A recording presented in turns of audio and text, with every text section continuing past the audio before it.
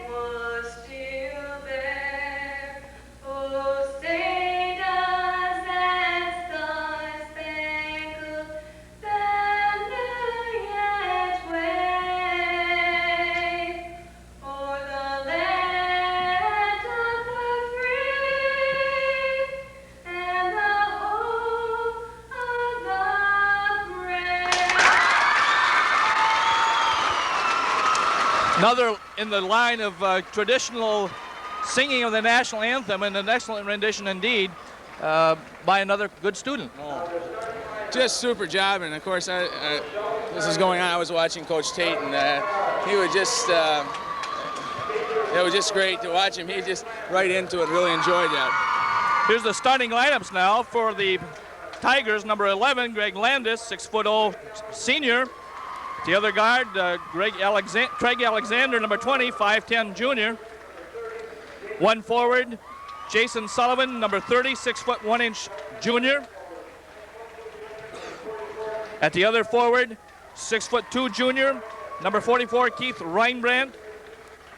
And at the center position, number 33, 6'3" senior, Eric Schuckelberg. And the Tigers, of course, coached by Mr. Rick Zulik. Now for the host Wildcats. Starting at one guard, number 20, 6-foot sophomore Scott Lindquist. At the other guard, number 30, 5'10" junior Eric Webb. At one forward, 6'4" junior, number 34, Doug Schlaff. At the other forward, 6' 1" junior, number 42, Mark Schneider. And at center, 6' 3" 190-pound senior, number 44, Rob Smith. And of course, the Wildcats are coached by Mr. Jim Tate. The officials for tonight's game, Jeff, are among the best in the area. Two very fine officials, Mr. Billy Scott and Mr. Jim McLean, both from Muskegon. Certainly enjoy to see Mr. Scott and Mr. McLean out on the floor at any time. They're enjoyable to watch. They stay right in the game and just do an excellent job. They're going to have control of the game. We know that for sure. Right from the beginning, right to the end. Well, Mr. Shuckleberg is ready for the center jump. He'll be jumping against Doug Schlaff of the Wildcats. And we're almost set to go for this unusual Thursday night contest. Unusual in that it's on Thursday, not that it's an unusual contest. I'm surprised that it's such a good crowd here. I thought with the Christmas break and the weather outside and being a Thursday night, we wouldn't have this many, but just shows you what kind of response these two teams have in their followings by their schools. Well, we see the Tigers control the tip, working around the perimeter at this point. Nice interception, excellent hands, good defense by Eric Webb. First 2 points of the night. 2-zip Wildcats. That's been a characteristic of the Wildcats for many years now, and tonight will be no exception, I'm sure. Reinbrandt missing underneath, and I think he's going to draw the foul over the top, over the back. Well, that was an excellent pass inside, and just didn't take advantage of it. And then you end up paying for it to getting that defensive foul. His first, the team's first. Often that's the case. You think you should have done something, and you come back, try a little too hard, and draw that personal. Eric Webb looking left, has the ball stolen this time by Landis. Over to Reinbrandt again. It's knocked out of bounds as the Wildcats hustle back. Doug Schlaff knocked it out of bounds. So Shelby will control underneath their own basket. Well, from the outside, match us, Larry, with some awful good quickness at the guard spot. We've, I think, outquicked most of the people, but tonight we're going to be in for a real good match at that position. You're absolutely correct. Mark Schneider with the ball now. Mark had an excellent game last Tuesday as the Wildcats pulled out a victory over Orchard View. Rob Smith has the shot blocked by Shuckleberg, and the Tigers come down with it. Landis out on top now. Landis looking inside, drops it for Alexander. We got a foul call before the basket, before the shot. It really was a good foul as Landis was in the air and was going to pass off, and Rob hit him on top of the head trying to swat the ball away. There was really no need for that. First foul on Rob, the first team, of course. Turnaround is no good by Shuckleberg. And Eric Webb comes down the floor for the Cats. Doug Schlaff from outside, a three-point effort, good! Nice to see Doug hit his first shot, and especially that three-pointer. Right. You can't leave Doug Schlaff open for those. Landis with the ball, coming down to the center, looking back out to Alexander. Craig Alexander, excuse me, out on top now, calling the play. Guarded by Lindquist. Now Mark Schneider on the defense. Nice drive that time. Nice block by Scott was blocked by Lindquist, and the Wildcats come up with it. Mark Schneider has a little trouble getting the pass into Smith, and it's knocked out of bounds. Well, Mark never got the handle on it to begin with and the dribble, and then just kind of flipped it over there, and you don't do that against a quick team. Wildcats to put it in play again. Mark Schneider with the ball at the top. Shelby defends that inbounds real well. The Wildcats have scored several baskets off that inbounds play all year long, and there's Eric Webb throwing the ball back where he thought Scott Lindquist was going to be, and just when he threw it, Scott had broken to the basket. So the Tigers are going to pick up the ball. Now, I think you can get some back cuts on Shelby Tigers because they play awful tight defense. So I think the idea that Scott had was good. Sullivan with the ball. Tosses it back out to Landis. Landis looking to the center paint. Up, off to Alexander.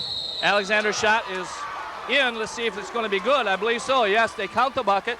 First 2 points for the Shelby Tigers, 5-2 Shelby, 5:37 in the first quarter. Well, that's what makes Landis so valuable. He'll penetrate and then he's going to dish off. He's going to draw 1-2 people away from their man and then get that ball to that open person. We're hopefully going to get the 2 points for sure and then possibly the 3. We've seen him try that twice tonight, and it's been successful both times. A foul been called both times on the Wildcats. Good from the line. Landis is among the leading scorers of the Tigers, Jeff. He's averaging 16 points a game so far this season in their 3 contests. Eric Webb down court, inside, trying to get it to Rob Smith, but it's intercepted by Alexander. Off to Sullivan. Good! And the game is tied, 5-all. Tigers came right back, the mark of a good team. Across the timeline to Lindquist. Lindquist over to Smith. It's nice move that time by Rob on the inside. He's going to be charged with or called for the offensive foul, the charge, but he had the right idea. Try to get around that outside corner. I think you have to take the ball to the hole against them. You have to make them pay if they're going to press. That's Rob's second personal. We only have 5:11 left in the first quarter, so that could be an important factor in the contest if that... that could have easily went either way, but of course the quickness is going to be something that really is going to give you that advantage sometimes when it looks like it should be the other way around. Landis' shot is blocked. Underneath it goes from Lindquist to Anglum. No good over the top, and Landis comes out with a rebound. Over to Alexander. Alexander to the paint. Right on through, has a shot blocked by Mark Schneider, I believe, and assisted by Doug Schlaff there. Schneider down, good. 7-5 Wildcats. I'll tell you, Mark's such a good shooter if you let him face that basket, and you just can't give him that 6-8 foot shot like that. He's going to pop it through. Mark was the leading scorer for the Cats last Tuesday, Jeff, had 20 points. It was nice to see him get untracked on the offensive end. I think that was his best offensive performance of the season. Well, that's what he needed to get going for this season, and they're certainly going to rely a lot on him as the season goes along. Absolutely correct. Landis on top. Fakes the three-pointer. Inside it goes to Alexander. He stops, and the baseline wasn't there. Back out to Landis. Landis being patient now, looking for the play to be set up. Double stack. Landis on the inside. Back out to Alexander. Alexander driving left to the baseline, guarded by Lindquist. Off it comes to Lindquist on the rebound. Down floor to Kevin Bushberger. Bushberger up. Oh, no good. Almost in and out. Schlaff intercepts the pass intended for Reinbrandt. Goes out of bounds to the Tigers, I'm sure. Good alertness by Doug Schlaff on that full-length court pass as he just got his hand on and almost got the steal. Matt Cotter coming into the contest for Eric Webb. Bushberger, Anglum, Cotter, Lindquist, and Schlaff on the floor for the Wildcats. Alexander at the top, looking right to Landis. Landis trying to get inside to Schuckelberg. Nothing there. Back out to Sullivan. Inside it is to Schuckelberg. Good. Nice look that time, and a good basket by Schuckelberg. Kevin Bushberger back over to Doug Schlaff. Tigers putting on the defensive pressure, giving the Cats a little trouble getting over the timeline. 7-7, 3:31 remaining in the first quarter. Schlaff from outside, over the top this time, no good. And Reinbrandt comes down with a rebound. Alexander now, back to Sullivan. Sullivan looking inside, and I think Ryan Anglum is going to be called for the personal as he tried to front Schuckelberg, Jeff. Right, he's trying to get around him, and he had his hands all over the side of him, and he picked up his first personal foul. Team's fourth, Larry. Into the contest comes number 25, Jamie Beckman, 6'1" senior for the Tigers. And one more foul on the Wildcats, and the Tigers will be shooting 1-1. And the Tigers have only committed one foul up to this point, Larry. Yes, that could be an important factor, having that much time with the one and bonus situation left in the first half. Alexander guarded by Lindquist, over to Beckman from the outside, short. Matt Cotter comes down the rebound, up ahead to Bushberger. Bushberger sets it up now, top of the key, going up with a shot, right from the top. Good! Kevin Bushberger, right dead center of the key. Over the top. I'd like to see Kevin get his confidence. He had a super game against Oak Ridge last week, and to come back, it'd be really great to come back tonight and have a good game as well. That was Reidenbrandt with the offensive rebound, and the basket was good. 9-9 now. 2:30 left in the first quarter. Doug Schlaff looking to set the ball up for the Wildcats. Schlaff into the paint. Up, no good. But I think he's drawn the personal. Nice move by Doug that time. Nice offensive aggressiveness as he pointed to the basket and went right to it and drew the foul. Eric Webb back in for the Wildcats. Larry, I think that's something that Coach Jim Tate certainly wants Doug to do more of, to be more aggressive on the dribble and take the ball to the hole when he gets somebody on him that far away from the basket, that close, and just to make him pay and back off. And then he's got that nice outside shot and really puts the defensive person in a dilemma then. That's absolutely correct, Jeff. And that's what happens right there when the person fouls him as he's making that offensive move. Doug is shooting almost 74% from the line, so it's not quite a sure 2 points here, but 74% isn't too bad. That's for sure. Sinks the first, making the Wildcat margin 1, and now 2, 11-9 with 2:24 remaining. Landis coming up to the timeline, guarded by Webb. Landis looking right. That's Scott Sherman into the contest with the ball. Beckman now into Shuckleberg. Turnaround jump. No good, and off to Webb. Up ahead to Kevin Bushberger. The Wildcats like to run, and they're doing it there. Off to Mark Schneider. Pass was intended for Ryan Anglem. A little out of his range at that point. Yeah. Landis coming back up court with the ball. Landis, remember, is a 16-point person per game. There's Shuckleberg. Shuckleberg, turnaround, good. Shuckleberg is averaging 12 points per game, and we can see why with that move, Jeff. Yeah, he's got a nice turnaround in the paint. If you give him that, you got to be real nice and tight on him. Eric Webb, no good. Off the back of the rim. It's going to be called blue ball, out of bounds underneath their own basket. Eric Webb to put it in play. Eric has quite a leap, Jeff. Oh, amazing. Watched him get up a couple times, and I thought maybe he was going off a mini tramp or something. But Ryan Anglem, 3 points for Ryan Anglem from the right baseline. And there's another young man. I think he just has to get a little bit of confidence in his shot. He's a nice ball player, does just a super job. Landis with the drive, he's good. Nice move by Landis that time. Landis has a lot of confidence, Jeff, handling the ball and shooting, obviously. Down court to Mark Schneider from the right side, no good. Eric Webb fighting for the rebound, but it's coming off to Shuckleberg, who leaves it for Landis. The Tigers also like to run. Scott Sherman short. Shuckleberg with the rebound, good. Shuckleberg went right up over Doug Schlaff that time. Doug did have inside position, but he didn't hold it. But he didn't hold it, that's right. The secret. There's a bad pass on the part of the Wildcats, but they come out of that unscathed with a little luck. The foul is going to be called on Beckman, number 25, his first personal. That's the team's second. It'll be Wildcat ball on the side. I believe that's team's third, Larry. I think it was just You're right. called. You're right. Lindquist and Cotter coming back in for the Wildcats.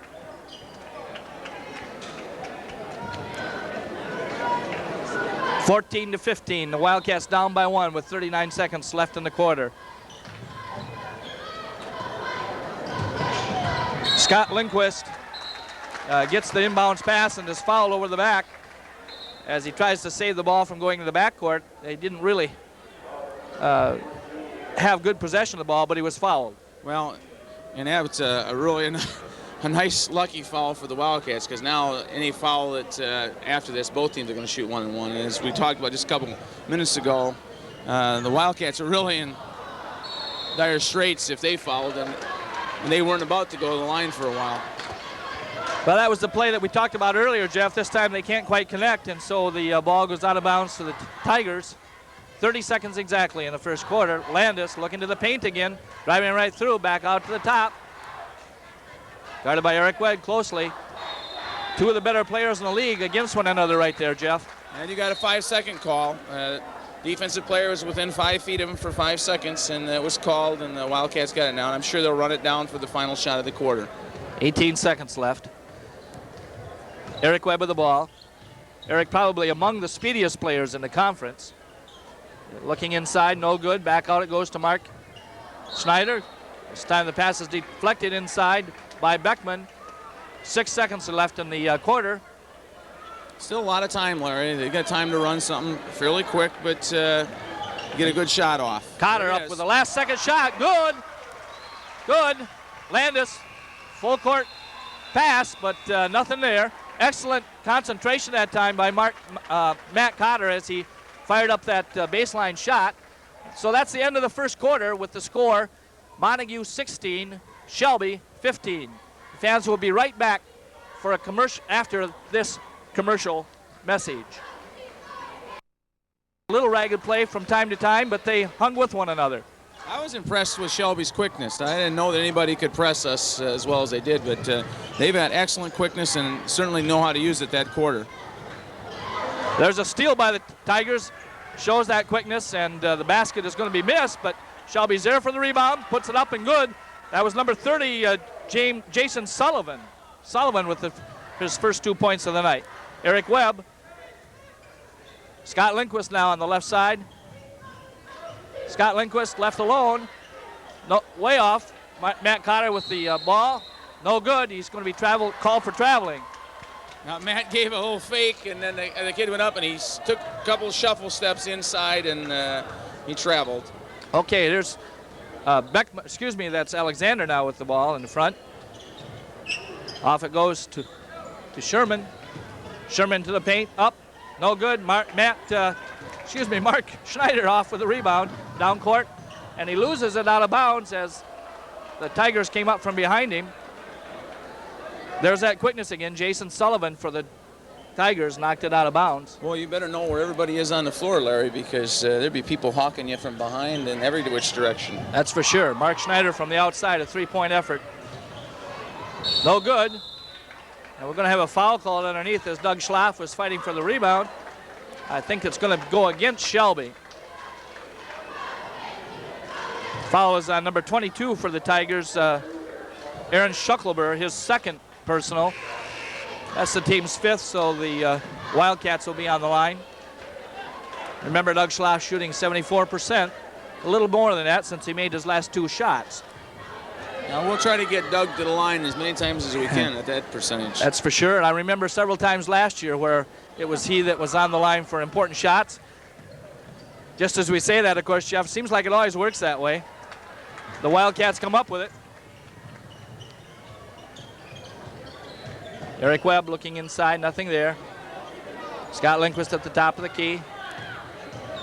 Getting instructions from Jim Tate, the coach. Scott Lindquist up and good from the right-hand side. You know, Larry, I know it's your son, but I really think Scott has to look for his shot more. I think sometimes he looks to pass too much, and he's really got to be an offensive threat out on the floor, and he's got a nice shot, and he's just got to put that ball up more. In the scheme of things, I'm sure he'll start feeling more comfortable as the season goes along, but I just think they're going to be a better and better club when he starts becoming an offensive force out there as well.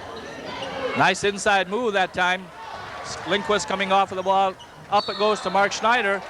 And we're going to have a foul call, I believe, on the Tigers. Jason Sullivan.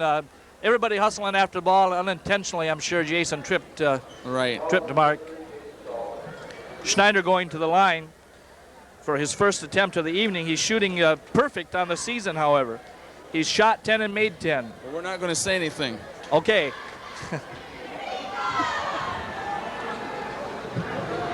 Still perfect.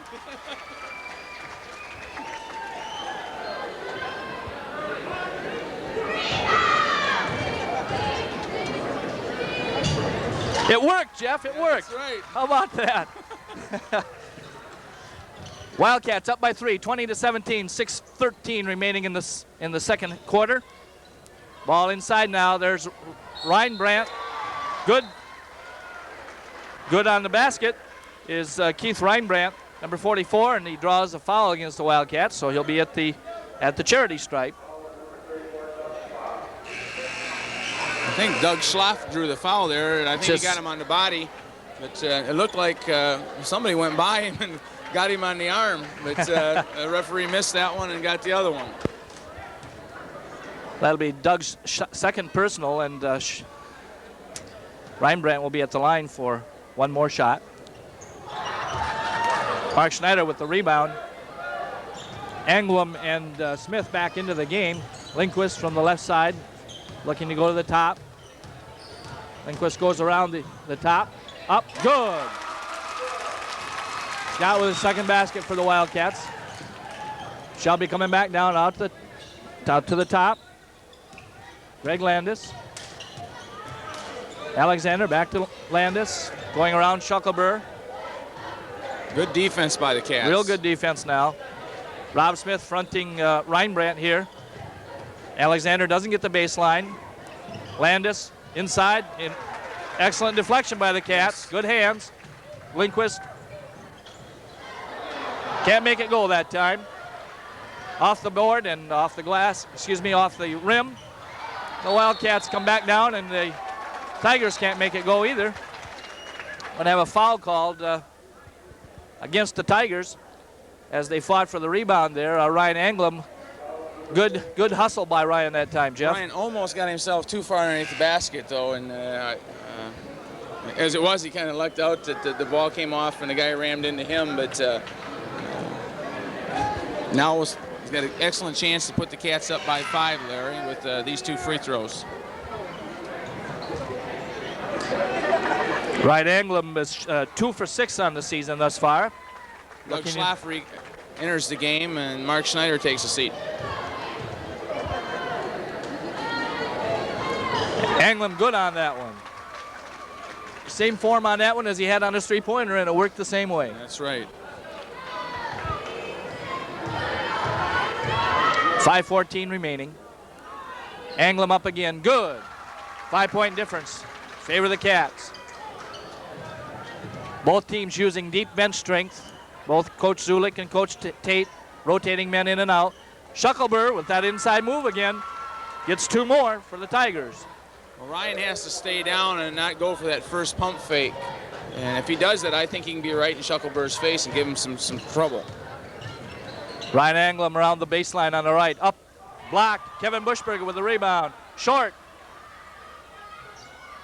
Kevin Bushberger intercepts the pass as Shuckleberg tried to knock that ball in bounds, and he did, right to Kevin. That's one thing you never want to do under your opponent's basket, throw the ball back and let it go out and let the other team have it out from that point. Good alertness by Kevin, too, we should say. It's not easy when that ball comes barreling out of there to have the good hands to get it. No, Doug Schlaff looking inside. It's intercepted by Alexander. 3-on-2 break is broken up nicely by the Cats that time. Back out to Landis. 3-point attempt. No good on the left. Shuckleberg coming up with an attempt for the rebound. No good. And Landis finally controls on the top. Good hustle that time by everybody that was trying for the rebound there. Alexander looking into Shuckleberg. You got to get them out of the paint. Up and just barely off the front of the rim that time. And Doug Schlaff comes rebound. I don't think Kevin was expecting the pass that time from I think we got a little kick Doug. here. Yes, and they're going to award it back to the Tigers. Kevin, I don't think, was alert to the pass from Doug, and as a result, wasn't quite ready for it. And I think the pass was a little bit low for Kevin to get to it, too, and all those factors led to a turnover. Beckman to put the ball in play for the Tigers. Looking for Landis. There he is. Back to Beckman. Beckman to the paint. Up. No good as it rolls across the top. Shuckleberg. Shuckleberg's been a force in there. If you had to pick out a player for the Tigers that's been their mainstay, I'd say it's Shuckleberg this first half. Sure. Eric Webb with the turnaround. No good on the shot. Landis up to Alexander. Alexander on the right. Baseline shot. Up short. There's the rebound, the offensive rebound by Shuckleberg. Shuckleberg. You know, Larry, they're not getting their body on Shuckleberg. They're kind of standing alongside of him, just letting him go up where he wants to go up and get the ball. They got to put a body on him and keep a body on him all the time and not let him jump like that. Good point, Jeff. That, I think they can take it away because I don't think he's that quick inside. He's not that tall. He looks like a fairly strong young man, but he looks like he's, the way he's playing right now, just very smart. Well, he's confident in his shot there tonight, Jeff. Yeah, exactly. And he's confident from the line as he gets another one. He's averaging, as we said, 12 points a game, and I would guess that he has close to that already. Yeah, I was going to say, I bet he's very close to that already. Eric Webb driving to the left over to Lindquist. Lindquist going around inside to Schneider. Excuse me, that's Rob Smith. Rob Smith, nice. Nice turnaround by Rob that time. Tigers right back to the attack, though. There's that Shuckleberg inside again. And Reinbrandt with the shot, but he's fouled over the back by Eric Webb. And there's an example. We say all the time that's a good foul. And in that case, I guess we'd have to say it again. Well, Eric came off his man. He rotated back, but somebody didn't rotate quick enough. And Eric just did what he had to do. You can't give him that easy layup. Reinbrandt with an attempt to, or a chance to tie it up here. 28-26 in favor of the Cats with 2:57 remaining in the first half. Tiger fans on edge as Reinbrandt looks to sink the first one.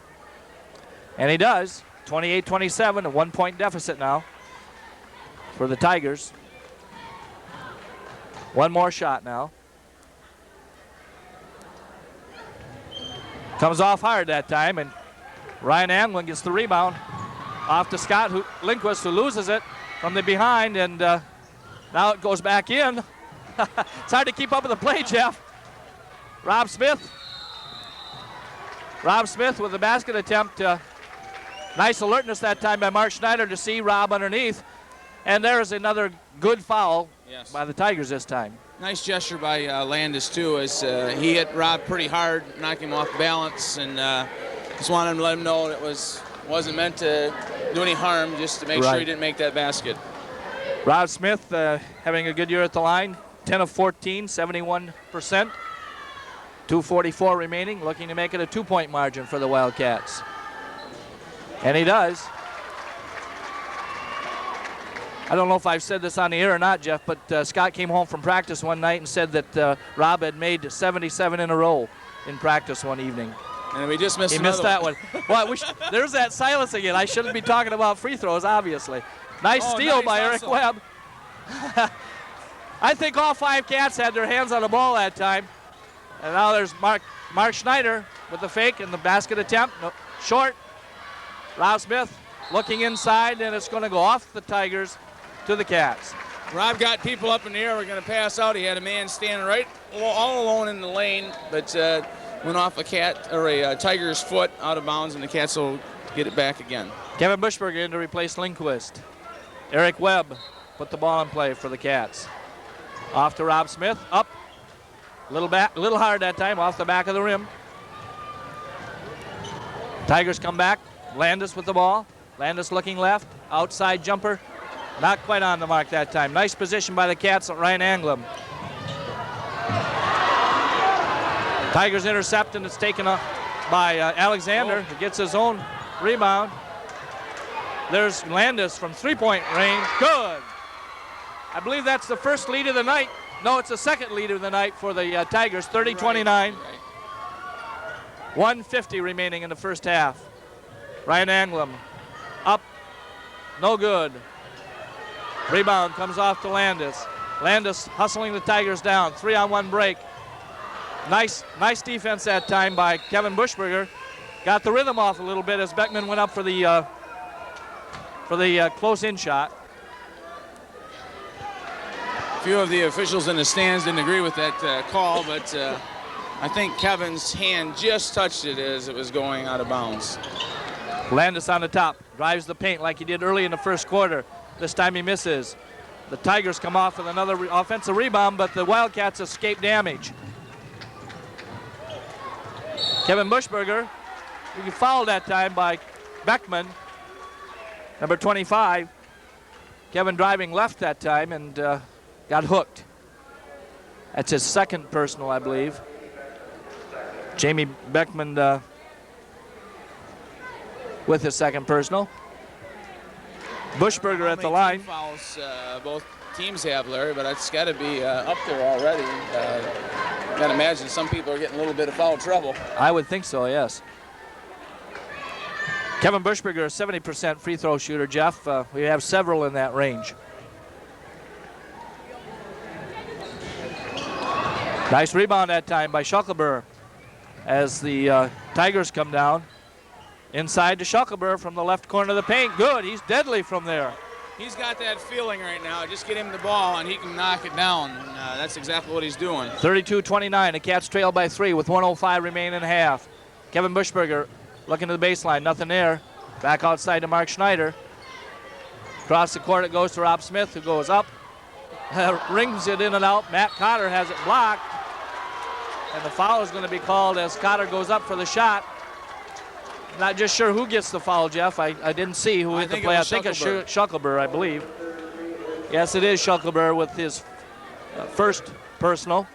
I thought he got a lot of ball, but evidently he got a lot of arm, too. Yes. Matt Cotter, 77% from the line. And that's always been one of Coach Tate's traits of his teams, that they've always been good foul shooters. And, right, you are. You know, and I know, a lot of games are won at the line. If you can shoot those foul shots, you're going to be in a lot of ball games, and you're going to pull them out at the end because of that. Matt Cotter's come out with some pretty big points tonight. And she certainly has, and he had 7 in the contest against OV. A couple of those from the line, so Matt's doing well. Nice drive to the inside by Landis that time. Nobody blocked him out of there, Jeff. Well, Rob Smith tried to set a little screen there, but Landis went right by. Wildcats trail by 3 with 30 seconds remaining in the first half. Mark Schneider looking inside. Goes off the foot of Sherman. Scott Sherman kicked the ball as it went off. Now, Rob Smith was posted up well inside, and we couldn't get him the ball. I think they've got to do that more often. Get the ball inside, and we're going to get things like that happen. Good things. Nice inbounds play that time. Rob Smith was all by himself until Shuckelber saw him, and Shuckelber came across. It's a second, Jeff, on the board at least. Okay, you're right. Rob Smith at the line.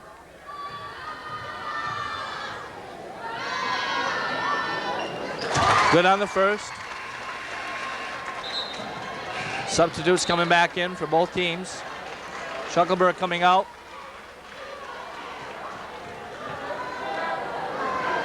Replaced by Aaron Shuckelber. Lindquist coming in for the Wildcats, replacing Bushberger. And I think if Rob Smith sinks this one, he'll have a substitute as well. 34-32, 26 seconds remaining.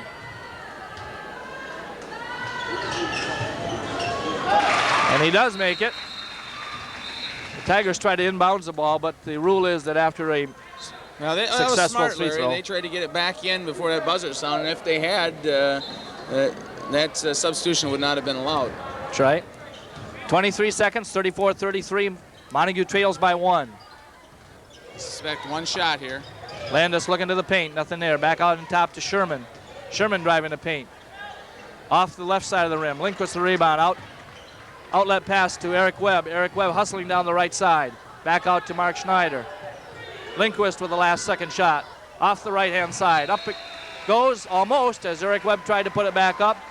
The score at the end of the first half then, Jeff, finds the Wildcats trailing by 1. Shelby 34 and Montague 33. Well, Jeff, at the beginning of the contest, we said that both teams were going to go up and down the court, tight defense, hustle all the time, evenly matched, and I think we called it about right.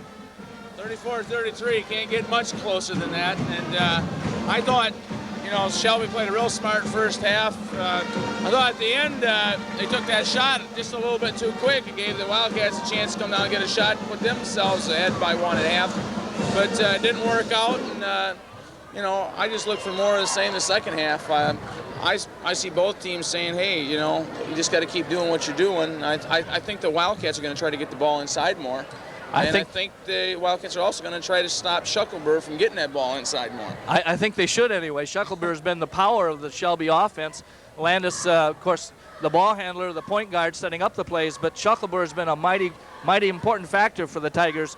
I wish we knew the stat on him right now, but he has to be at his season average, I would guess. Shelby has a nice balanced team, though, Jeff. They have good outside ball handling, good hustle, good defense, and offense, both. And it's interesting to me that Rick Zulik is a former student of Jim Tate's. I bet he had a good teacher and picked up some good pointers. I know he did. I coached against Jim, and then I coached against Rick. And they do a lot of things alike. They think alike.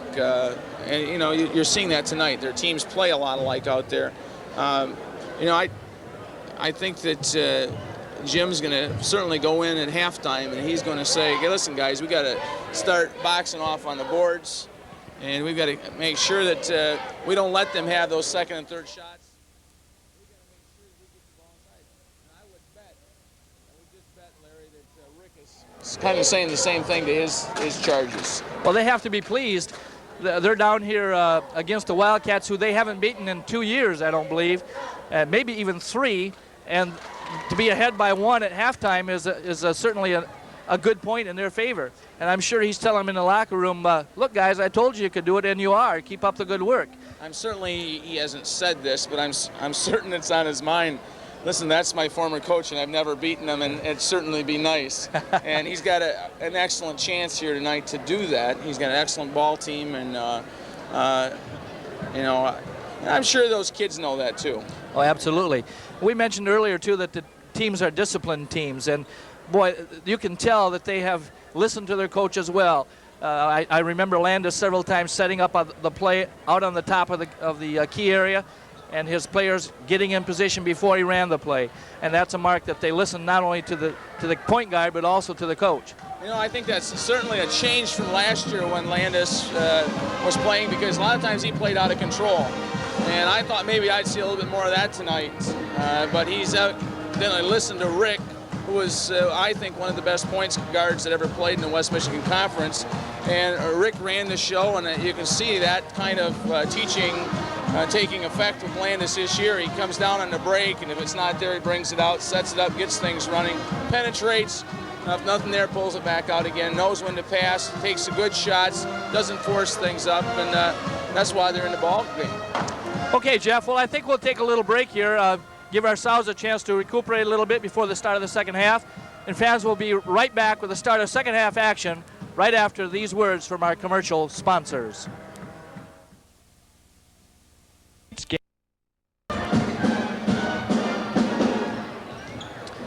Welcome back again, fans, to Montague High School, where we're at halftime with the Cats trailing by 1, 34-33.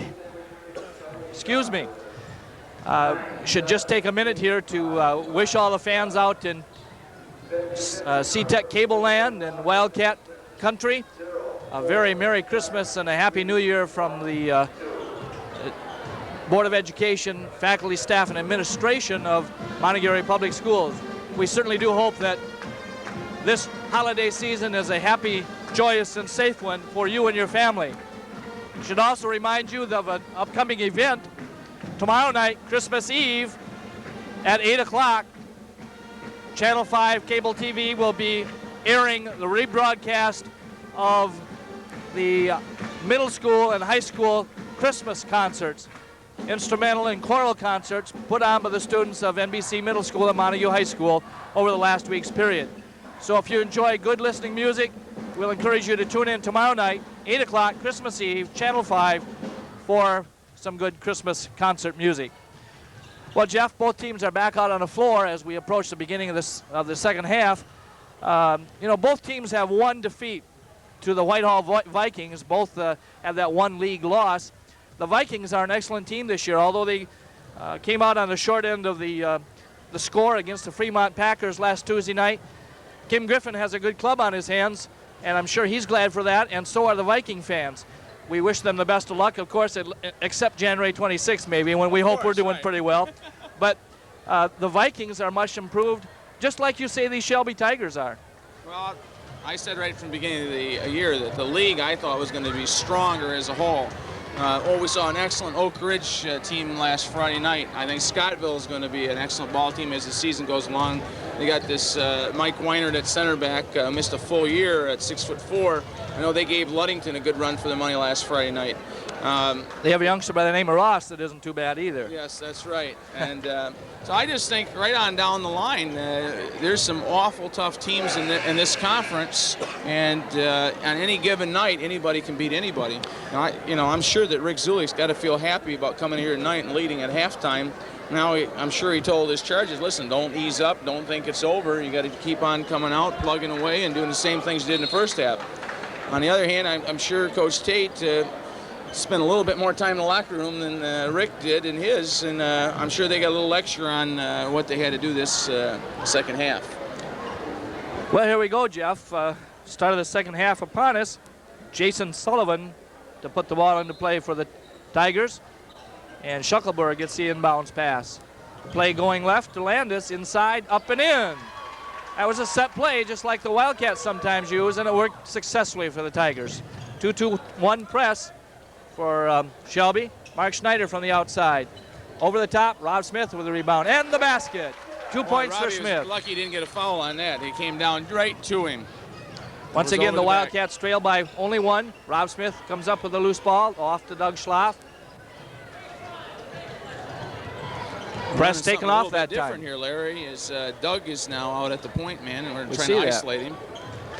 Oh, he dribbles to the paint and has it stolen by Landis. Landis going left. Oh, what a beautiful move by Landis. Excellent move. Sized up the situation and went in with that nice left-hand layup. Back come the Cats with Lindquist taking this inside shot in the paint. He's good. Cats trail once more by one, 38-37 with a minute gone in the third quarter. Eric Webb on Landis.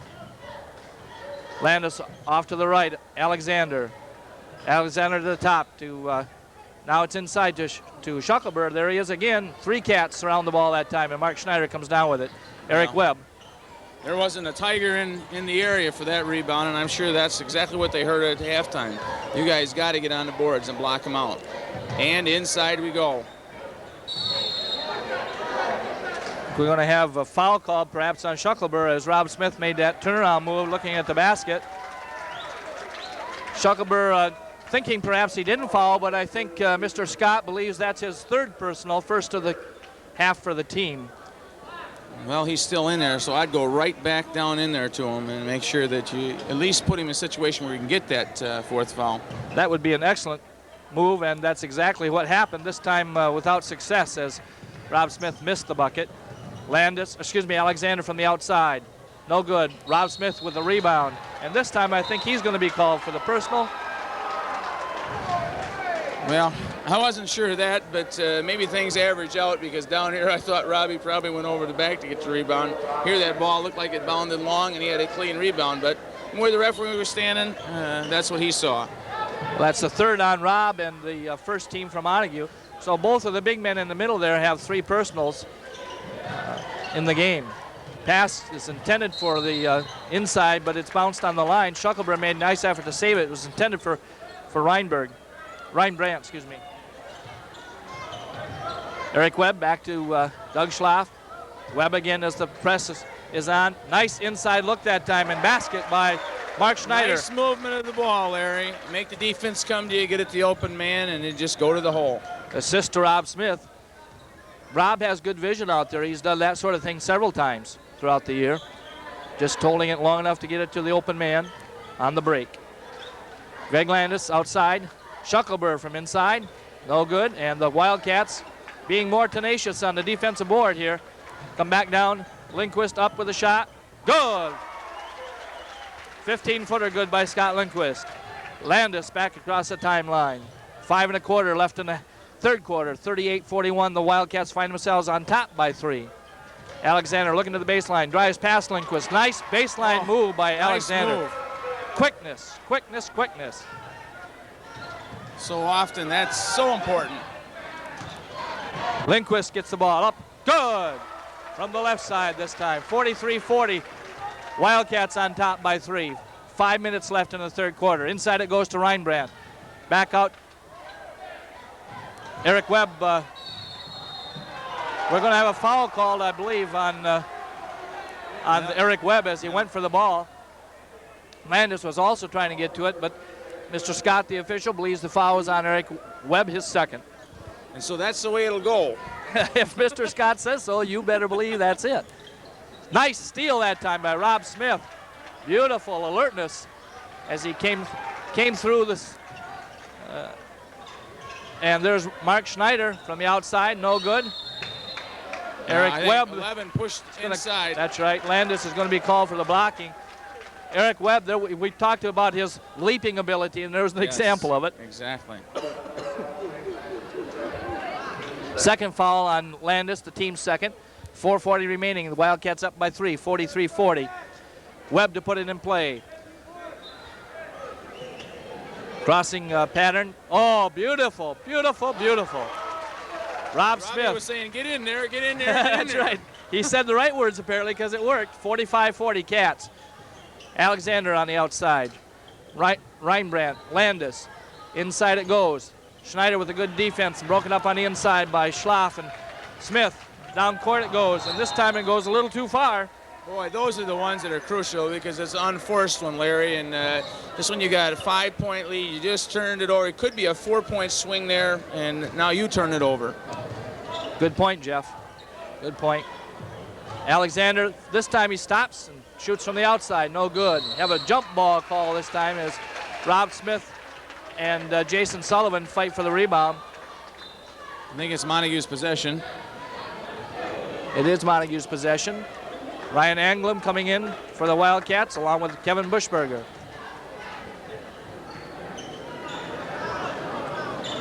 Doug Schlaff putting the ball in play. And the Tigers going to play a little half-court defense now. Well, that's what happens when you beat that press and make them pay for it. They get out of it quick. Lindquist inside. Bad pass. It goes off from Doug Schlaff as it's deflected. Nice save that time by the Wildcats. Good defensive hustle. Basket is no good, but Landis is going to be called for the blocking foul as Kevin Buschberger made the nice move to the inside. Yeah. Third personal on Landis. He too Landis is going to get a lot of those, Larry, where he's trying to draw him, and when he falls to the ground like that, he makes the contact. You just got to kind of hope that it goes your way, and a lot of times it's going to go the other way. Scott Sherman coming into the contest, and I believe the Shelby Tigers are going to take a timeout at this point. Probably a good time for Rick to do that. Up by 1 at halftime, trailing by 3 now, a 4-point swing in a little less than 5 minutes. Well, and not only that, but the Cats really have had more opportunities than that to push it up and really haven't cashed in. True. So we have 3:49 remaining in the third quarter. 45-40 is the score. Jeff, the weather is cold outside. Lots of fans are in here where they're warm, and we really appreciate the fan support that we've had throughout the season. We have to comment that the fan support that Montague enjoys, regardless of the kind of game we're having or the kind of season we're having, is notably among the best in the league, and even the opposing coaches notice that, I'm sure. And I think that's a factor as they come in here. Certainly Shelby has a good following tonight too, but the Wildcats fans can be noticeable to the opponents. And the Montague fans are just terrific. I'll tell you, they follow these teams thick and thin, and of course we haven't had too much thin lately, but they do. They're just super, and you know, the other teams come in and they see the following. You're right. That's got to make an impression upon them. And I know it. The kids, a lot of times they say they don't hear it, but they know that everybody's there and they like it. You bet. Kevin Buschberger, good from the charity stripe. One more chance. Jim McClain gives him back the ball for his second attempt. 46-40 now. Good on the second. Nice form that time by Kevin Buschberger. Landis, the ball. Boy, almost took steps. He did indeed. I wouldn't have been surprised had he been called. Nice inside hustle that time by Alexander, but Shuckleberg gets the basket on the rebound. Excuse me, that's Reinbrandt. And I thought maybe there was going to be a foul there too. Lindquist goes up, goes in. Basket is going to count. Off the glass that time. Adjusted the shot a little bit, seeing that Shuckleberg was coming up onto him. Those are the types of things that Scott can do and are so valuable. He's a shooter, and he's got to put the ball up like that. Just tremendous shot. Just a tremendous shot. Important factor here. You see Shuckleberg leaving the court. That's his fourth personal. And so he's being replaced. Rick Zulik can't afford to get him in any more foul trouble at this point because he wouldn't have him again. Lindquist misses the free throw, but gets his own rebound. And he's going to get nice pass. Nice inside. Pass. Ryan Anglem makes the shot, but I think the foul is going to be called before the shot was taken. If you noticed where Scott had the nice play before that, got his own rebound, he had two guys guarding him, and then he spotted that open man and drew that foul. And with that, Larry, we're already into 1-1. With 3:24 remaining in the third quarter. Ryan Anglem at the line.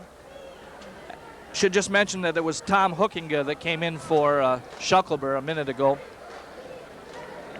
Anglem shooting about 33% from the charity stripe, but improves that in that case. Should just mention that the Cats as a team are shooting about 63% from the line. An important factor, Jeff, is sometimes we tend to forget about the importance of those free throws. It's not as glamorous perhaps, but it's just an important part of the scorebook. That's for sure, a very important part of the contest. Nice inside beautiful roll move that time by Landis. Ball comes back out on top to Alexander. There's Sherman from a three-point range, and the ball finally goes out of bounds. I think it's going to be blue ball. Mark Schneider coming in along with Eric Webb for the Wildcats. I'm not so sure how Billy Scott saw that, blue, white, or whatever, purple, but we'll take it. We surely will. And now we see the stronger defense on the part of the Tigers again. Nice changeup on the part of Zulik as he tries to confuse the Cats. Eric Webb, excellent speed, comes across the timeline, right on down. Beautiful pass, cross court to Mark Schneider. Scott Lindquist inside to the paint, over to Eric Webb. He's going to be called for the charge that time. Good call. Landis planted himself as Scott went into the paint. And Scott picks up a chance there, but they're going to have to, down by 9. You know, they're not out of it by any means, and they showed that in the first half that they can come back, but they certainly can't let themselves fall any further behind. That's right. Beckman in the game for Alexander. Lindquist coming out, replaced by Buschberger. First foul there. It's his first personal, and it's the third team. 2:50 remaining in the third quarter. Cats up by 9, as you say, 51-42. Landis across the timeline, driving inside, up for the shot. No good, was out of bounds. This time the call is going to go to the Tigers. Landis. I think the ball came off to Ryan Anglem, who, he thought it was going to hit the rim, and it didn't, and it hit him and just right out of bounds. I think you're right. There's Landis back on top. That last time, Jeff, was one of the few times I think you'll see Landis take an out of control shot. He didn't have his balance that time. Well, as I said, last year he'd do a lot of that. You're right. This year so far, I've been very impressed. Another nice move. That time he sinks it. 2 points for Landis, 2 points for the Tigers. 7-point deficit now in favor of the Wildcats. Eric Webb coming up court. Landis is quite an athlete. Ryan Anglem driving baseline, back out to Mark Schneider, looking at the top to Kevin Buschberger. Buschberger looking to set it up again. There's Ryan Anglem popping out on the double stack. Mark Schneider on the inside position, and he's fouled from behind this time by Beckman. Excuse me, yes, that is Beckman, number 25. You just can't stick your hand in from behind like that, right in front of the referee, and they're going to nail you just about every time. Matt Cotter and Scott Lindquist come in to replace Rod Smith and Ryan Anglem. 1:57 in the quarter. Mark Schneider at the line.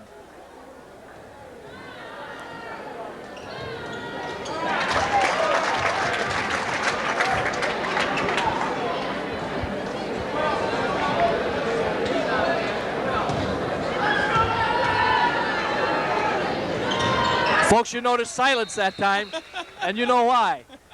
We kept him perfect for the season. He's, I think, 14 for 14 at this point on the season. Landis, once again with the ball. Alexander looking baseline, has the ball. Up with a shot from the outside, falls short. Mark Schneider comes off with a rebound as both Eric and Mark were there. And it goes to Lindquist. Lindquist back to Eric Webb now. Kevin Buschberger, the nice inside move. Beautiful move by Kevin Buschberger. Nice vision by Eric with the assist there. Kevin's just playing a real heads-up ball game. 3-point effort by Landis from the outside, 55-47, 8-point lead for the Wildcats, 1:15 remaining. Well, right now, Larry, it seems to be the Wildcats against Mr. Landis. It surely does. Yes, sir. It was kind of like last Tuesday against Orchard View. It was the Orchard View Cardinals against Mark Schneider, especially in the third quarter. Mark kept us in the contest, and Landis is doing it now. And they almost have to go to the experience of Landis and the shooting capacity of him with Shuckleberg sitting on the bench. Nobody else has really been a scoring influence for them tonight. No, that's for sure. Alexander, by the way, is averaging 18 points on the season. I'm not sure he's scored more than 4 or 5 here tonight. Eric Webb with the rebound. I was just going to say, he has not been much of a factor at all. No. Pass goes to Mark Schneider from Cotter. Mark is fouled by Jason Sullivan, number 30. That pass was went across court from Matt Cotter to Mark Schneider. Almost lucky to get that through. I was going to say almost deflected, but Mark had good hands and good concentration to keep it in his possession. Well, here we are again, Jeff. I'm not saying a word.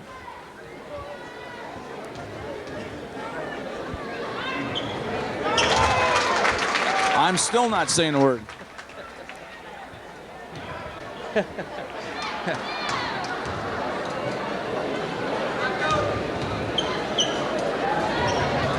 All right, 16 for 16 on the season. Fans will do what it takes in order for the Cats to win. Lindquist with a steal attempt. Can't quite come up with it. There's good hands by Eric Webb. Now the inside shot is taken by Alexander, missed. And Tigers almost had to go in from the floor. We're going to have another foul this time against the Tigers. I think it's going to be Jason Sullivan.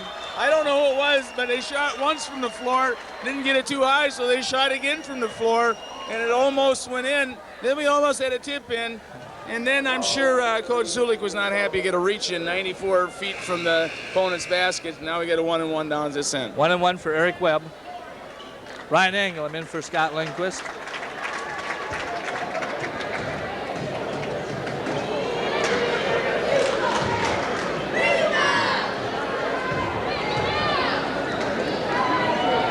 Eric, good on the first from the line.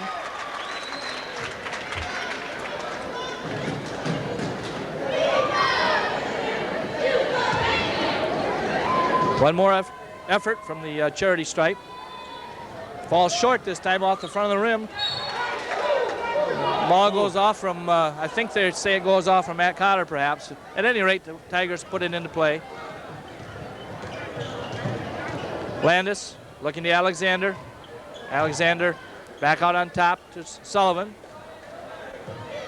There's Alexander looking for a drive left, gets it, misses the basket, but I think he's fouled. It's going to be called for the, the block is going to be called on Eric, I believe.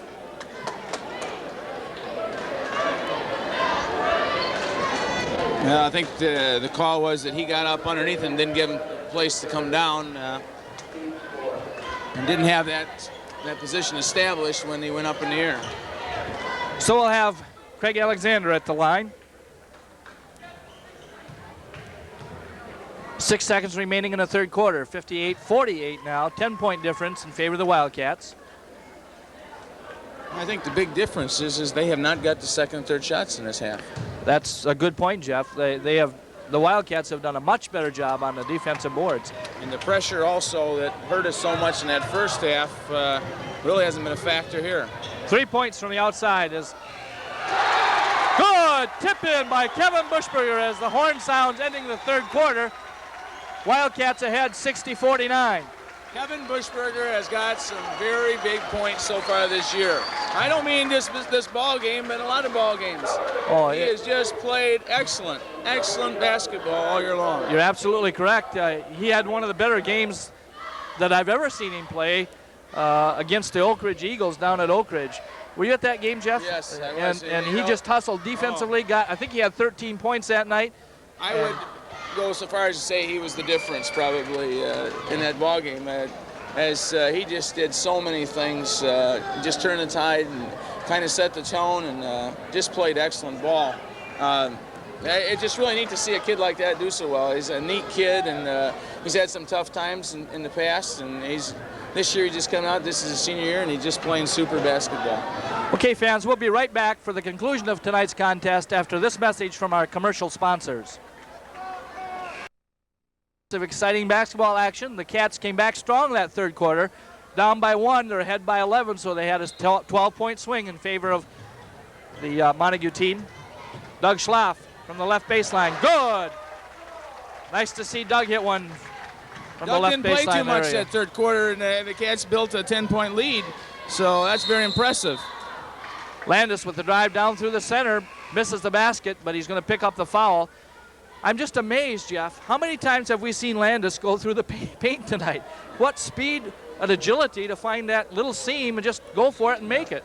Well, that's the quickness factor. You know, a lot of guys are fast, but that's true. If they can't get to that spot quick enough, and that's what he does. He's not only fast, but he's very, very quick, and that's where he's having a lot of success tonight, getting to those little seams that are created, and then he takes it all the way to hole. And that time again, we got in trouble because we didn't block off. You're right. Rob Smith picked up that personal. That's his 4th. So both the big men now have 4 personals. The difference is that Shuckleberg is on the court at this point. Well, and with Shuckleberg off, where we built that 10-point lead, too. You're correct. Landis hits the first of the one in bonus and the second. Now here's the defense again, the defensive pressure. Little half-court pressure put on by the Tigers. Eric Webb brings it up. Going left over to Doug Schlaff. Schlaff into the baseline. Nice inside move that time. Nice step by Doug Schlaff that time, Jeff. Beautiful move. You got a guy about 2 feet off you to begin with, and the next thing you know, he's about 6 feet away from you. Lindquist off with the rebound as that shot is missed from the outside. Doug Schlaff now bringing the ball up court. 64-51, 13-point lead for the Wildcats. 7:14 remaining in the quarter. In the game, Lindquist nothing there on the baseline. Back out on top, it goes to Schlaff. Schlaff looking to drive the inside, stops, puts it up. This time it goes off the back of the rim. Alexander comes across the timeline. He too has that quickness, guarded by Eric Webb, and Eric Webb stays right with him long enough to block the shot, knock it out of bounds, and try to save it. There's quickness again and jumping ability. Amazing. That's Sullivan to put the ball into play. Jason Sullivan looking to set it up for the Tigers. There's Alexander on the outside. Coming up to the top of the key. You know, Larry, that's got to be a terrible feeling. Know you're by the guy, and then all of a sudden you go up for that clear shot, and the ball ends up out of bounds. You're right, Jeff. Nice basket from the outside that time by Jamie Beckman. Brings the deficit down to 11 points for the Tigers. Eric Webb up, no good. Matt Cotter has it blocked. Webb again. There's Doug Schlaff having it knocked away by Sullivan, and Doug Schlaff trying to regain possession, reaches in and draws the foul. I think that's his 3rd. That's his 4th, I stand corrected. So we have another Tiger charity shot coming up, this time in the person of Jason Sullivan. Well, you know, Larry, I don't know, but I would think that Wildcats thought about it. Shuckleberg in there, he has 4. We got the lead with him out. Push that ball inside when we're on offense or wherever he is. Try to draw that 4th or that 5th and get him out of there. It certainly has been a key for them tonight. You're right. Sullivan good on the first attempt. 1 more remaining. It 2 is good. Ryan Anglem putting it in play to Eric Webb. 6:20 remaining in the game. Eric Webb to the top of the key. Spinning around, off it goes to Ryan Anglem. Back out front to Scott Lindquist. Scott looking inside, tries to force that pass a little bit. And the pass gets deflected, but in the process, Mark Schneider is fouled from behind, I think by Jamie Sullivan. That's his 4th. So the Tigers have at least 2 players with 4 on them, and the Wildcats do as well. Smith and there, I think, Larry, I think we're a little bit disorganized right now, and we just got to settle it down and come back and run the things that have got us to this point, and not let the Tigers dictate the pace of the game. The flow of the action, that's right. Mark Schneider sinks 2 more from the line. And he didn't take it out of bounds. That's a real critical mistake on the part of the the Tigers. You mentioned in the first quarter an unforced turnover, unforced error by the Wildcats, and that's certainly a critical one on the part of the Tigers. Yeah, this could be a 4-point swing right here if we do anything with it. Lindquist off to Eric Webb, no good. Shuckleberg comes off with it, throws it ahead, intended for Scott Sherman. He does save it. Nice hustle by Sherman that time, as the pass almost went too far. Landis at the top. Landis once again looking right. Back to Alexander. Switch call by the Wildcats. Alexander goes inside. Nothing there. Shuckleberg up with the ball. That time he missed it. And we have the shot is knocked away by Eric Webb. But the key, like you mentioned before, now the Cats are not blocking out as well, and the Tigers are getting those offensive rebounds. Down by 11, they certainly haven't given up to have that hustle. I don't know why Landis isn't taking the ball to the hole like he was. There he goes. Outside, no good. Ryan Anglin with the rebound for the Wildcats. Eric Webb listening to Coach Jim Tate call a play. And we have a blocking foul called on Landis as Eric Webb drove to the baseline. And that's number 4 on Landis. Again, I'd tell Eric, you've got to take the ball to him. We have several people that could do that with several defensive players from the Tigers. Bushberger replacing Lindquist in the lineup. Eric Webb will find himself at the line. We have 5 minutes and 7 seconds left in the game, and 3 Shelby players in severe foul trouble. And the Cats can't get complacent here. They got to keep on doing the things that, again, that I said that they got them there. Run that offense, and run it smooth and make it work. Can't say, well, we got a 12-point lead now, we can just relax, because that's when the Tigers come roaring back. That's right. It wouldn't take them long to get hot, and the Wildcats would find themselves in the wrong position. Alexander hustling down. Drops it for Shuckleberg. Turnarounder is good.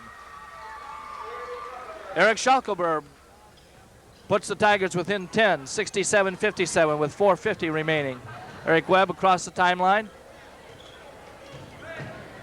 Kevin Bushberger from the left baseline. Good. Nice basket by Kevin once again. There's Kevin again when you need it. That's for sure. Kevin doesn't have a lot of arc on his shot, but he makes several of those, and they go nicely. Mark Schneider trying to save the ball. Nice decision by Mark that time. Thought he couldn't control it, so he tried to knock it off from Alexander, but Alexander was alert enough to save it. Gets it back from Landis. Over to Scott Sherman. Three-pointer is off the rim to the right, no good. Alexander working to the inside. Wildcats come off with the ball. Matt Cotter came up with the rebound, and the Wildcats are having trouble now. And Shuckleberg is gone, I believe. I believe that's going to be the 5th on Shuckleberg, if that's indeed the call.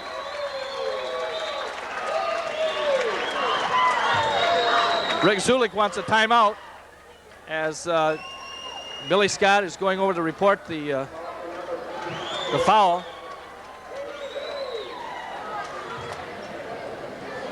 Well, Jeff, 4 minutes and 2 seconds, a 12-point lead for the Wildcats, 69-57. Shuckleberg, we think, is not going to be a factor anymore tonight. Well, you know he's not going to be. That's right. Rick Zulik is certainly debating that call, but it makes no difference, I think. I think Shuckleberg is gone. Not very likely that Billy Scott's going to change his mind. Jim Tate now hustling his players into the huddle for some last-minute instructions here. 12-point lead is relatively comfortable, but like you say, the Cats cannot just be complacent and kind of think it's all over. Well, it's not all over till the fat lady sings. That's right. Shelby has helped the Cats a little bit here in the last couple minutes as well. I think they take some unbalanced, some off-balance shots, and really haven't run what they can do best. Shuckleberg got lucky with a turnaround where he just kind of turned around, threw it up. You're right. And but other than that, they're not doing what they've done best either. I think they're feeling a little too desperate right now, especially if you look back to when the clock was stopped the last time, 5 minutes and 7 seconds. That was quite a bit of time with a 10-point deficit. And they still have 4 minutes and a little more to come back with a 12-point deficit. And that's the thing they have to realize. All you got to do is get 2 points at a time, just whittle away at that thing, put yourself in a situation at the end to be able to tie or even win it. Right. You're not going to get that 13-point shot from the field. It just doesn't occur. I'm sure that's what Coach Zulik was telling his players during that timeout. Look, fellas, you have 4 minutes left. You need 2 before you get 12.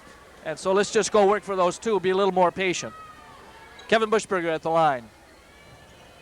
Good from the line.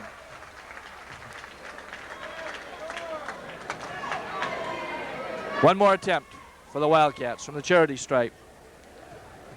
Bushberger looking to sink his last 3 shots in a row. Can't quite do it. Landis hustling back for the Tigers. Landis, now there he goes to the paint like you mentioned a minute ago, Jeff. Back out to Sullivan. Sullivan having a little difficulty, but gets it back to Landis. 3:45 remaining. Landis, there goes the paint drive, up and in. Good nice basket. Drive. Yes. Excellent move. I don't think I've seen anybody drive the paint any better than he yet this year, Jeff. No, I haven't. In fact, I haven't seen anybody drive that well in a long time, over the course of a couple years. The pass goes across court from Anglem, intended for Lindquist. I think we're going to have another foul called on number 20, Craig Alexander of the Tigers. Well, Rick better be careful, or he's gonna get a foul himself. I think you're right. Variety. I think you're right. Yes. 3:27, 70-59. Wildcats by 11. Scott Lindquist on the line, looking to increase the lead by 1 or 2 more here. Up, good that time. 1 of 2 tonight for Scott from the free throw line. 1 more attempt now. Good again. Landis just hustling back up for the Tigers. There he goes with the short jumper, controlled by Matt Cotter on the defensive board. Matt's been doing a nice job getting position in there, and been a key factor in them getting some boards now. You're right again, Jeff, and there's Eric Webb over to Scott Lindquist. Scott turning around. Inside it goes to Anglem. Blocked, and Landis comes out of the center with it.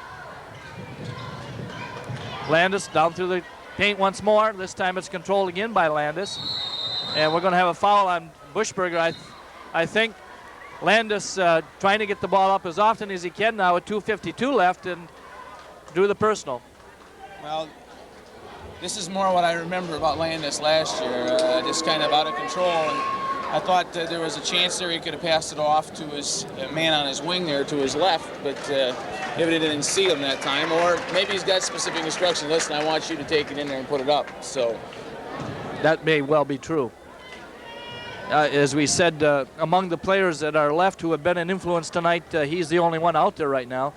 And it's amazing to me that Craig Alexander has been shut down so much, averaging 18 points a game, and I bet he doesn't have 10 yet tonight. No, I wouldn't believe that he would have that many yet either. Another charity point for Landis, who is immediately replaced. 72-61, 11-point difference, 2:52 remaining in the game.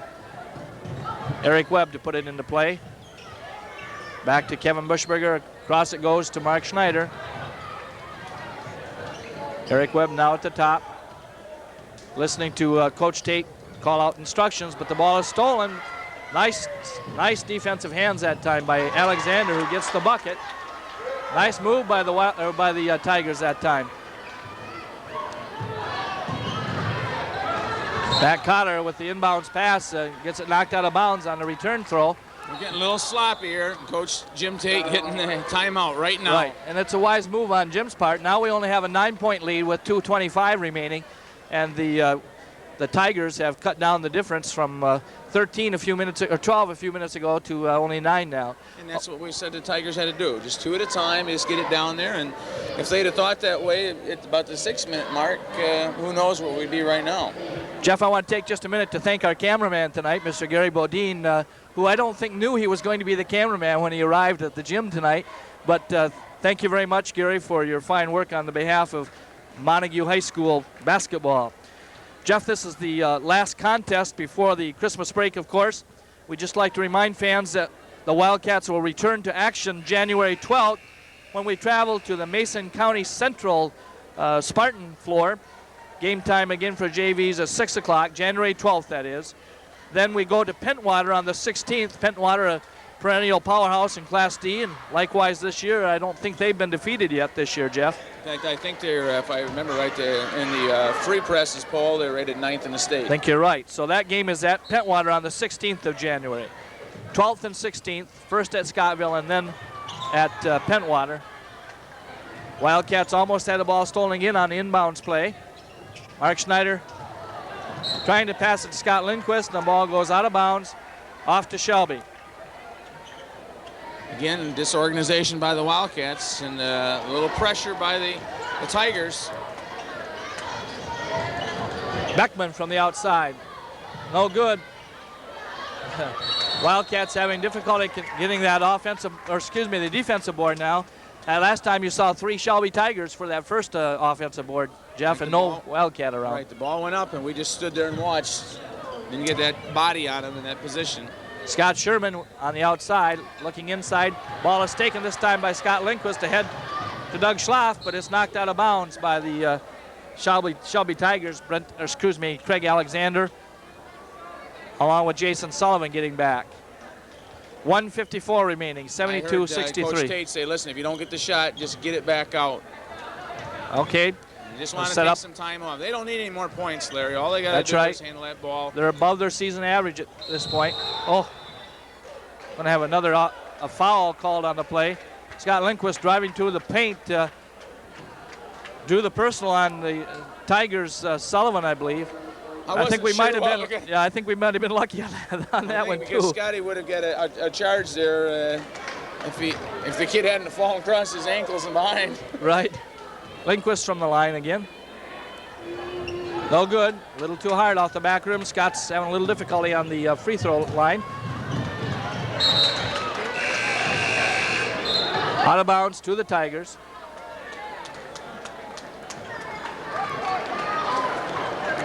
Landis back in for one final push here. 1:40 remaining. Beckman from the inside, no good. Sullivan from the inside makes it 72-65, 7-point difference. Eric Webb across the line. Taking time off the clock is Eric Webb with the dribbling. And now the pass is knocked out of bounds, intended for Schlaff, but Alexander got a hand on it. Cat's getting sloppy. Rob Smith is back into the Cat lineup, by the way. Scott Lindquist has the ball. Back across to Webb. Again, the Cats setting up the play called by Jim Tate. Double high stack that time, Jeff. Right. First time we've seen that tonight. Really not running it real well, though, Larry. No, they surely aren't. Really not getting open. They're standing around a lot. And, I'm sure Coach Tate is not happy with that. They're not moving that ball. Eric Webb will be at the line, hoping to increase the Cat lead from that 7 to at least 8 or 9. 1:10 remaining in the contest.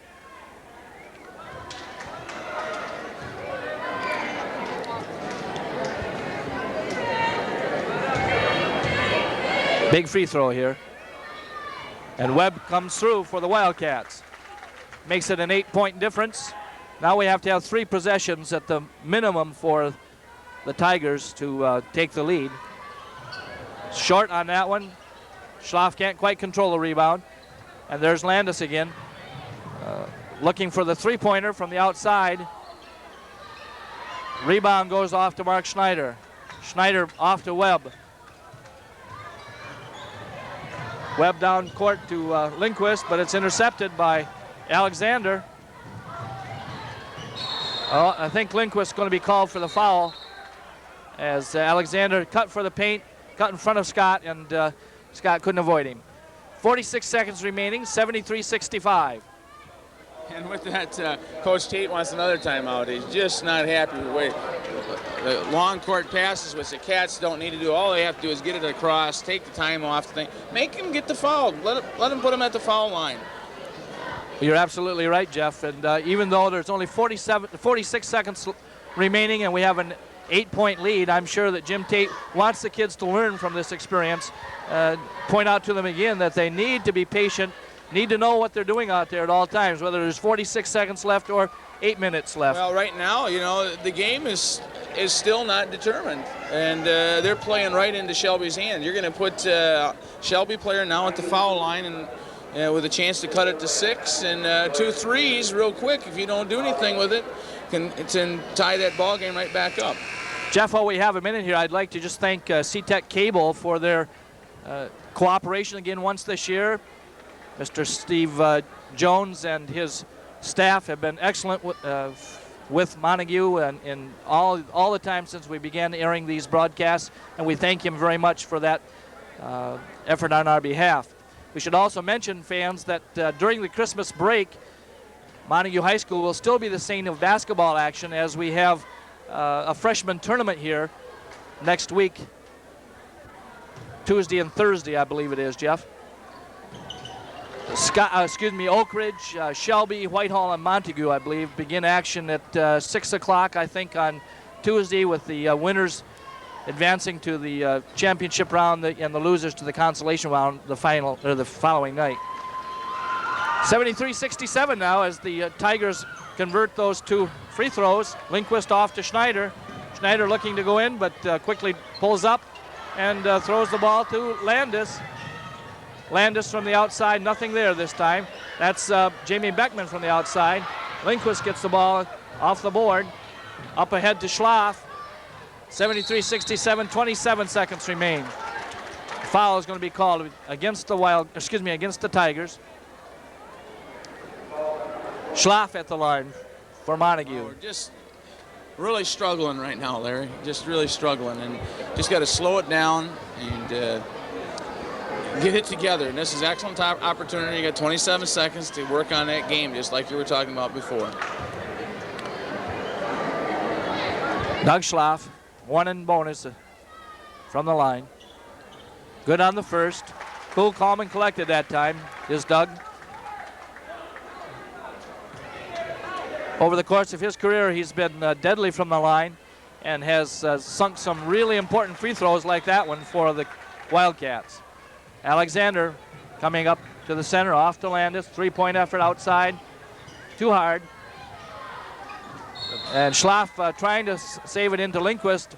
Can't quite control it. And Doug probably should have let that go as it was off a Shelby player. You're right. 19 seconds left. 75-67. Outside shot. No good. Schneider down with the ball. Scott Lindquist. Off too hard. Followed nicely by Webb. No good. Lindquist with the rebound. No good. That's the end of the contest with the final score. Montague 75, Shelby 67. Well, Jeff, we put it in the W column. Montague picked up their 5th win tonight against 1 defeat. The Shelby Tigers fall to an even record of 2-2. And, you know, the Wildcats have it in the W column, but we can't say it was particularly pretty, especially in the 4th quarter. The 3rd quarter was probably their best effort, coming back strong with a 13-point turnaround there. But the Wildcats are going to have to go back to the drawing board a little bit and see how to run their offense a little more smoothly. Right. Well, hopefully, Larry, not only will we put it in the W column, we'll learn from our mistakes and we'll come out and just be that much stronger as the season goes on. We still have a long, long ways to go. We're about a quarter of the way through now, and we get to rest now a little bit for Christmas break and come back and, as you said, go against the Spartans up there at Scottville. And you never know what's going to happen up there. You just never know. They come out and just play some of the greatest basketball you've ever seen up there. And other times they just kind of, you can't find them on the floor. So, you know, I expect, though, with Coach Schreiber being the coach, they're just going to play a super basketball game. Well, Coach Schreiber is an experienced coach, of course, and always seems to have a trick or two up his sleeve. His son Craig has been an influence for him this season.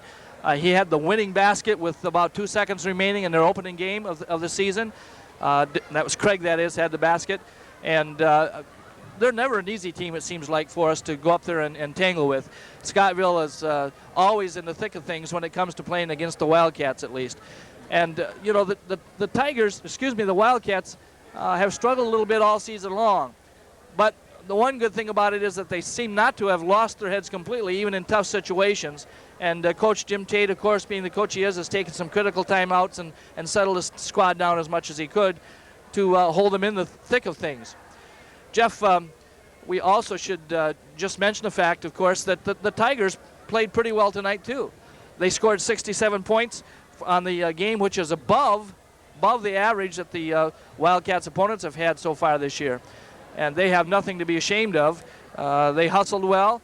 Defensively, I thought they did a pretty good job. They did an especially good job on the offensive boards in the first half. And Rick has to be relatively well pleased with their efforts, especially early in the game. Oh, definitely so. And you can look at their effort at the end as well. Been awful easy with 4 minutes to go, being down by 12, and really hadn't cut into that difference for quite a while. To just kind of cash in your chips, play out the rest of the ball game, and go on home and start over next year. But they didn't do that. They came out, and as I said, you know, if they'd sunk a couple free throws, hit a couple threes, and the way we were playing at the end, kind of sloppy, who knows what it could have happened. And so you're right. I'm sure he's pleased with the effort. I'm sure the execution, just like Jim, something that certainly would like to have be a little bit more smooth. But those things will come.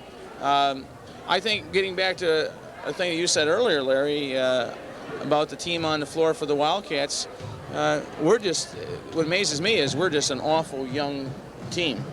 At times we have 4 juniors and a sophomore, 5 juniors on the court, or maybe 1 senior on the court leading the show, and it's just it's amazing that we can perform that well being that young against some veteran ball teams as we've done this year. Well, I think one of the keys to that, Jeff, has been the fact that as Jim Tate mentioned on our last interview with him, all the kids on his team actually have good heads on their shoulders. In terms of grade point, they're up in the 3.5, 3.6, 3.8 range. And when you have good heads in the classroom, you're going to have good heads on the basketball court, and you can adjust well sometimes. When things aren't going well for you in a particular aspect of the game, you rely on something else. And the Coach Tate, knowing that, takes advantage of it and coaches accordingly. So overall, I think the Cats have had a good game tonight, and we'll look forward to covering them again sometime later in the season. Right now, I think, Jeff, we're going to go down on court and see if we can maybe find a way to interview Coach Tate and maybe 1 or 2 of his players. We'll try that, fans. If we can, we'll be right back.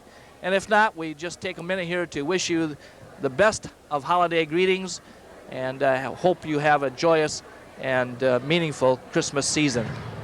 We'll be right back.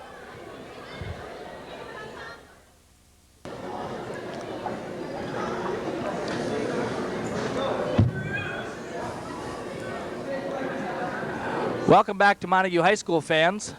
After the Wildcat victory over the Shelby Tigers, we're down here on court with 2 of the important keys in that victory. Standing next to me is Mr. Matt Cotter, and next to Matt is Eric Webb, 2 juniors on this year's Wildcat squad. Congratulations, gentlemen, on your victory tonight. Thanks a lot.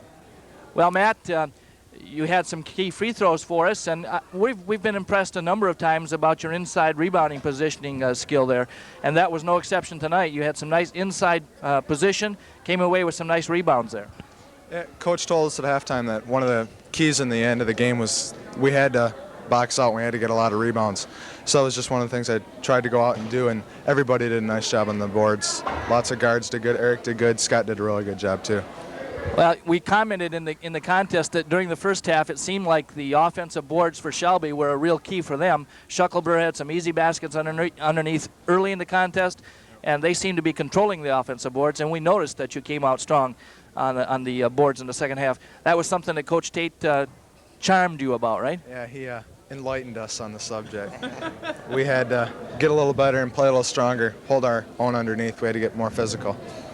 Eric, your speed, quickness, and agility is continuing to be a factor in a Wildcat success.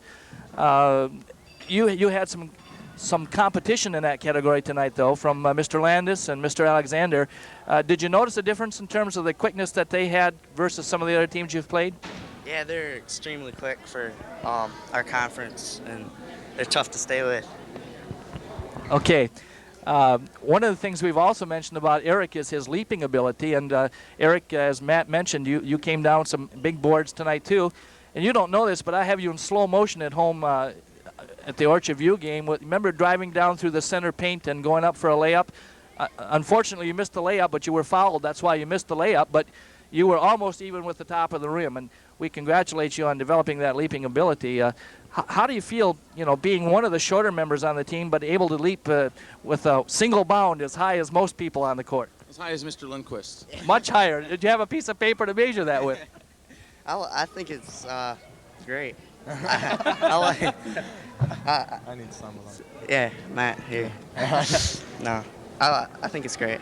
Okay, have you done anything particularly to develop that, or is it just something that's come along with you? Do you have any jumping exercises you do, for instance? This summer I worked on a program a little bit. Did you developed certain leg muscles? Is that what you did? Yeah. How did you do that? What kind of exercises did you develop? Jumping rope and calf raises, stuff like that. Okay. Eric or Matt, whoever wants to answer this is fine. It's not directed to either one of you in particular, but here we are. We're 6 games in the season now, and we're 5-1, I believe, and we're really a very, very young team. We have a couple seniors on the team, but we've got people that have been injured, and really the underclassmen have had to carry a lot of the load. Did you guys think at this stage of the season you guys would be progressing this well, especially against the competition that the league is this year and the non-league schedule that you have? We knew that it was going to be a tough haul, but we just tried to go out and do the things that Coach told us to do. We tried to do them well, and that's one of the things he said that he was most pleased with. That we go out and we try to do the right things, and he's really pleased about being 5-1. It's a lot of fun. Have you guys sensed any extra pressure, do you think, since you are 5-1 and you're doing that as juniors and as Mr. Peterson mentioned, a young team? Last year you were on the team, but you had some seniors that were more or less the leaders, and now it's you, but you're leading as juniors for the most part. We have some important seniors, don't get me wrong, but you are among the more important keys to this success. And does that make a difference to you in terms of how you think about Montague basketball? Go ahead. Well, you caught me off guard at that one. There's no added pressure because each time we go to practice, we're thinking about the next game. We're not thinking 2 or 3 games ahead. We always just try to go out and do the things right in that game. Last week when we were going up against Oak Ridge, we weren't thinking about Shelby or even Orchard View. We were just concentrating on Oak Ridge, and the same thing when we played Orchard View, and the same thing tonight. And now you got a little bit of a rest. Of course, not really a rest because you get to practice a little bit during this stint. But you come back and you face Scottville. What can you tell us about Scottville? What do you expect from them? They're a quick team too, and they're very young like us, and they're going to be tough. How about inside play? Are they very big inside, or will we match up against them fairly well? They're quite big, aren't they? They have a couple kids back from last year. Jeff Galamsey, he's a junior. He's big, but he plays outside. He's a smooth guy. And then they've got one kid back from last year who had knee surgery. He didn't play last year. His name's Mike Weinert. They've got him listed about 6'4". So it's going to be the story of the whole season. We're not one of the bigger teams in the conference, but we just have to hold our own and at least not get killed on the boards. You mentioned the thing I was just going to say, and Mr. Lindquist had also mentioned it earlier. I've seen a couple of your games this year, and the thing I've noticed is we've had trouble on the boards, and it seems like it's either at a timeout or it's halftime where Mr. Tate finally gets his point across that, hey guys, you got to keep people off the boards because you are small, and that's when you really start to dominate teams when you do that. And it isn't that you necessarily get all the rebounds, but you just keep them from getting those second and third shots. Gentlemen, it seems too that in most of our games this season, you've been down early. Tonight, you found yourself down early, and it was touch and go there through the first quarter especially. Is there a particular reason you think that you sometimes come out cold early in the contest? I don't think we're like ready to play as well as we should be when we don't come out as aggressive as we should. Okay, it seems that you do pick up in your aggressiveness, and that makes a difference. You were down by 1 at halftime. I believe the score at halftime was 27-26, but you came out, and in the third quarter, you perhaps had one of the best quarters you've played throughout the season so far, the whole team, not just you boys. But was there a secret to that other than the rebounding? What else did Coach Tate talk to you about during halftime? One of the big keys, he said, at least it was to me, is that when we come out on the court, it's not 27-26 or 34-33 or whatever it was. It's 1-0. And we have to come out and we have to win each quarter and each half. He said in the locker room that it was 1-0, and that if we made one more basket than they did, we would win. And the rebounding was a big thing, and then guys like Eric and Scott and Doug handling the ball against their pressure was a big thing. We had a tough time with that. As good as you played in the third quarter, the fourth quarter towards the end got a little sloppy again. And it seemed like people just had a heck of a time getting things under control. What did Mr. Tate tell you in the huddles there? Because I know he called 2 timeouts trying to get things settled down, trying to get things to be run right. He told us to recognize what was ahead of us and to slow it up and try to bring it out and set up the offense. I got the impression that Shelby was really starting to dictate the tempo of the game again, and what he was trying to do is get you guys to slow down and run what you guys run real well. You run that pattern delay game, and you run it and try to get that easy basket if it's there. Well, gentlemen, we congratulate you again on tonight's success. 5-1 at the Christmas break is an excellent record, and we look forward to many more successes after the beginning of the new year. Merry Christmas to you. Happy New Year, and have a good Christmas break, guys. Merry Christmas, Matt. Okay. See you now. Good luck, guys, the rest of the season. Well, Jeff, that looks like we're at the end of our broadcast. I'm not sure that I can find Mr. Tate at this point. I don't see him out here. He's perhaps... he's probably off celebrating Christmas. That might be it. And we're about to do the same thing. Fans, we want to just remind you again of the freshman tournament coming up this next Tuesday and Thursday. Tuesday and Wednesday. Oak Ridge, Shelby, Whitehall, and Montague here at Montague High School. And then, of course, we return to action after Christmas break, that first week going up to Scottville and then to Pentwater. Until next time then, this is Larry Lindquist along with Jeff Peterson, wishing you the best of holiday greetings. Merry Christmas and a Happy New Year to everybody. Good night. Night.